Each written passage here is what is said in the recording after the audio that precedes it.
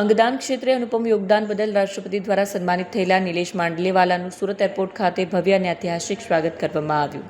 નિલેશ માંડલેવાલાએ આ પ્રસંગે દેશના વડાપ્રધાન મોદી અને ગૃહમંત્રી અમિત શાહનો આભાર માન્યો અને અભિનંદન પાઠવ્યા. તેમણે કહ્યું કે અંગદાન એ મહાદાન છે. આ સંદેશ સાથે સમાજને પ્રેરણા આપી. તેમણે ગૌરવપૂર્વક જણાવ્યું કે સુરત શહેરમાં અંગદાન અંગે વધતી જાગૃતિને કારણે વિશ્વભરમાં સુરતનું નામ ગુંજી રહ્યું છે. અંતે તેમણે લોકોને વધુમાં વધુ અંગદાન માટે આગળ આવવાની અપીલ પણ કરી. રાષ્ટ્રપતિજી દ્વારા જ્યારે આ પદ્મશ્રીથી સન્માનિત કરવામાં આવ્યા અને ત્યારે જે અનુભવ થયો, જે ગર્વની મહેસૂસ અનુભવ થયો એનું શબ્દોમાં વર્ણવી શકાય નહીં.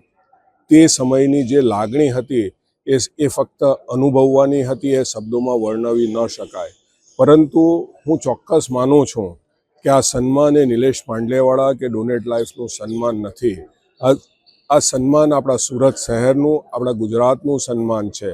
આ સન્માન તમામ અંગદાતાઓ અને તેમના પરિવારજનોનું સન્માન છે. આ સન્માન આપણા સુરત શહેર અને દક્ષિણ ગુજરાતના ડૉક્ટરો, હોસ્પિટલો, સુરત શહેર police, Gujarat police, Surat airport ઓથોરિટીનું સન્માન છે.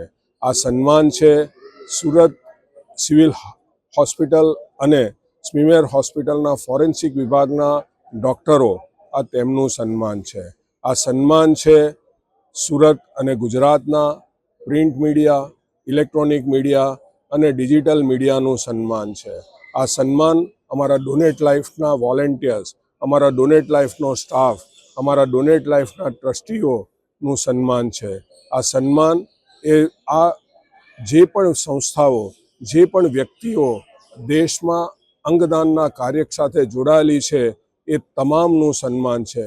આ સન્માન હું મારા સ્વર્ગસ્થ માતા પિતા અને ભગવાન દ્વારકાધીશના ચરણમાં અર્પણ કરું છું.